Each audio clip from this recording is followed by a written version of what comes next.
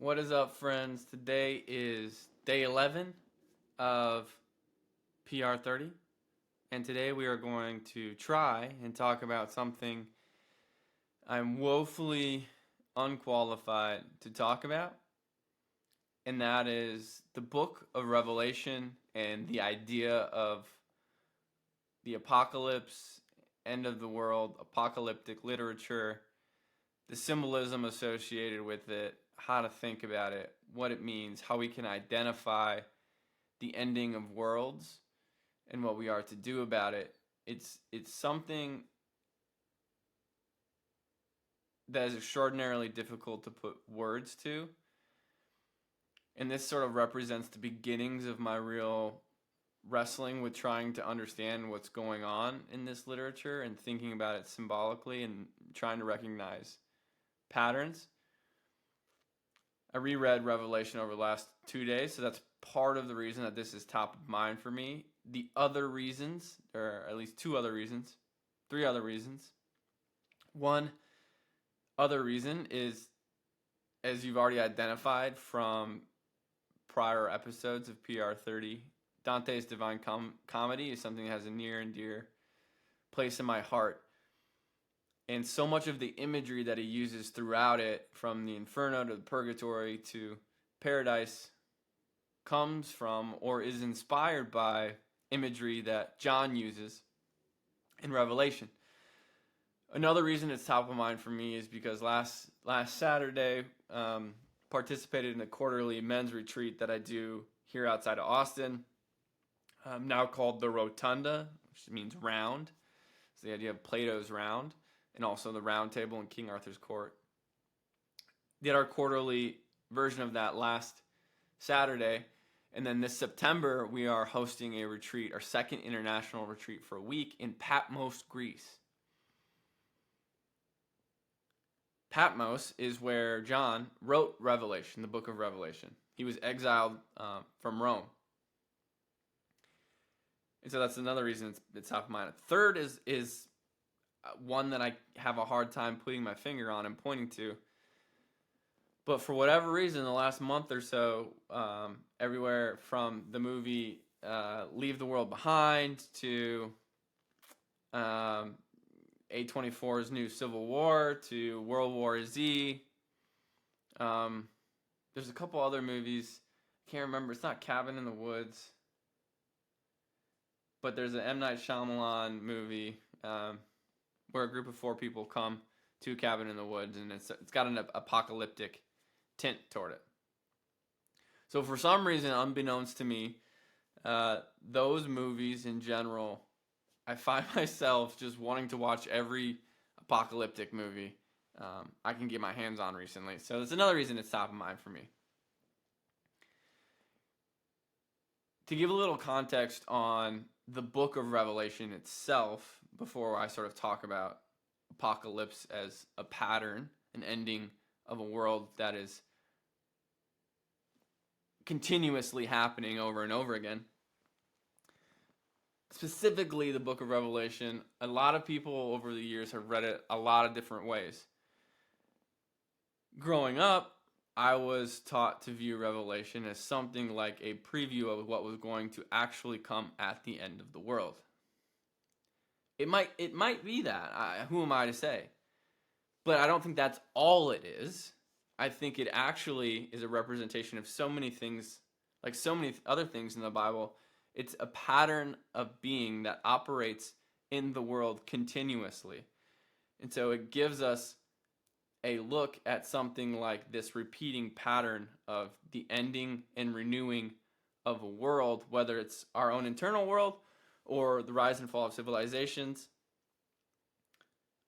or, maybe one day the rise and fall of the cosmos itself.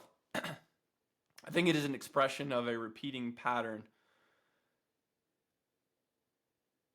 And the word revelation itself comes from apocalypsis. It's a Greek word which means to unveil. That's what revelation is. So apocalypsis is to unveil, to remove the veil. So the premise of Revelation is John's statement that Jesus is Christ, the Lamb, and his sacrifice is a revelation of the secret law that has come and conquered death for the eternal sort of renewal of the world and made new life possible.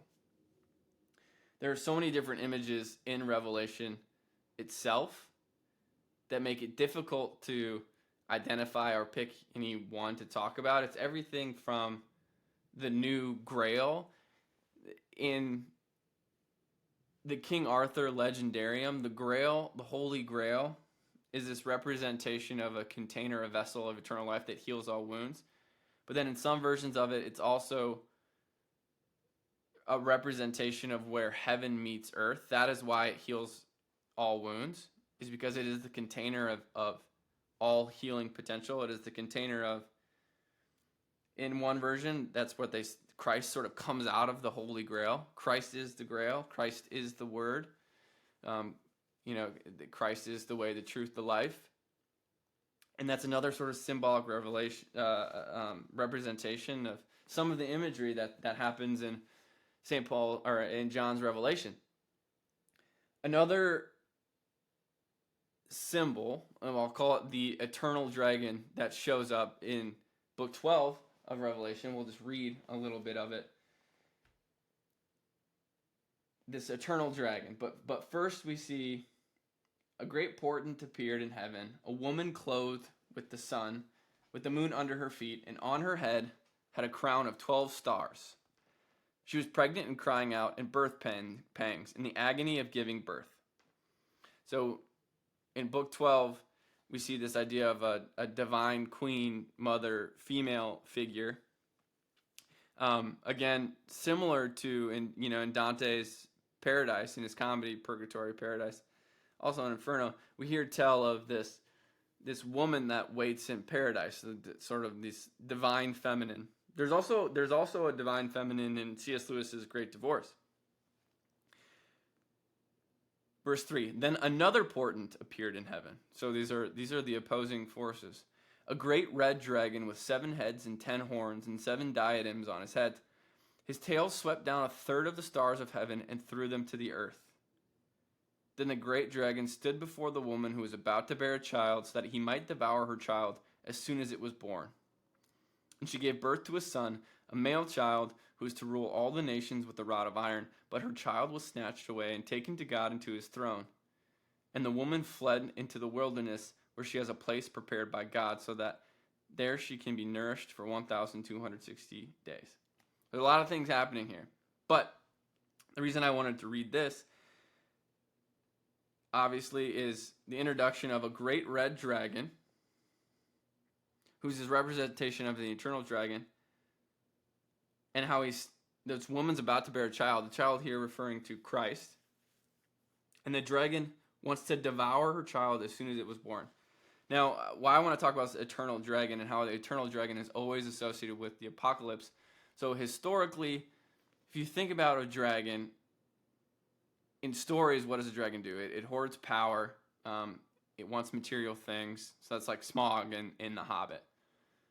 Dragons historically have also been associated with tyranny and authoritarianism. This is the case in St. George. There's the myth of St. George and the dragon. He slays the dragon. But then there's also legends of the real St. George standing up to tyrannical rulers. And that is the great association of this eternal dragon.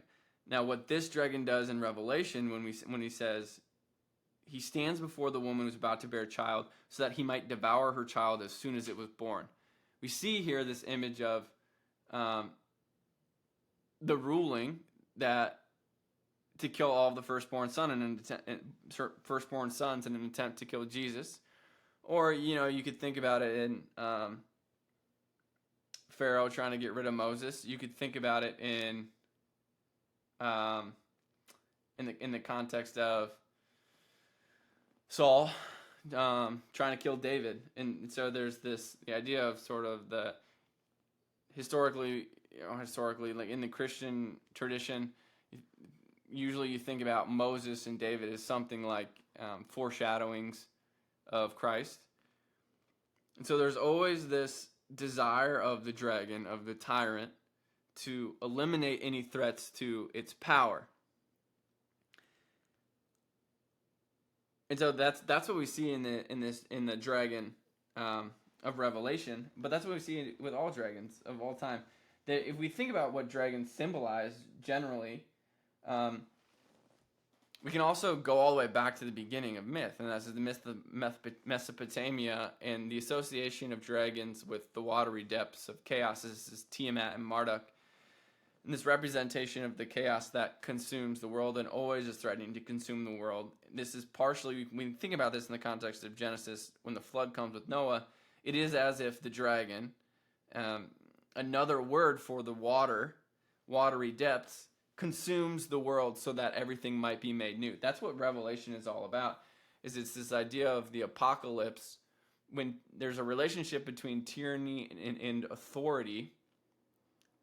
And in the specific context of Revelation, we think about this in the Roman Empire. The reason that John is in exile in Patmos is because he's been exiled by an increasingly authoritarian Roman Empire. So there's this repeating cycle throughout time of power, authoritarianism, tyranny rising, and that power creating something fragile that eventually ushers or invites in something like the consumption of the world, in order that something else, the world has to be made new. It has to be brought back to new life. So that is this repeating pattern, and that's part of what John is talking about symbolically in Revelation, and it's really hard to talk about and give words to and think about. But once we start to see this pattern of what is happening, to me it's an invitation. Revelation is an invitation to think about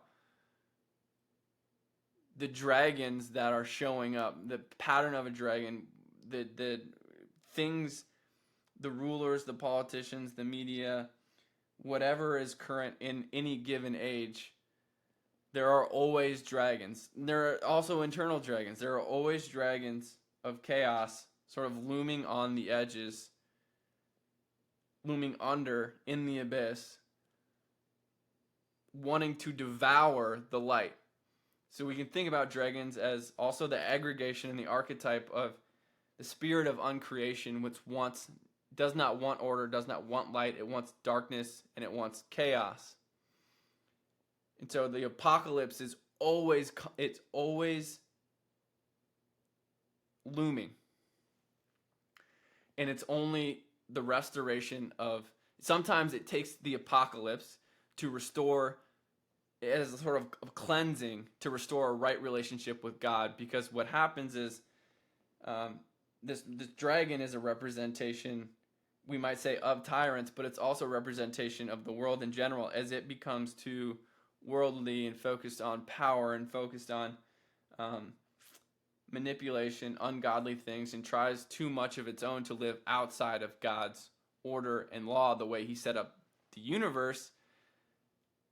The more that we invite in the dragon, we take the side of the beast and invite the apocalypse on ourselves.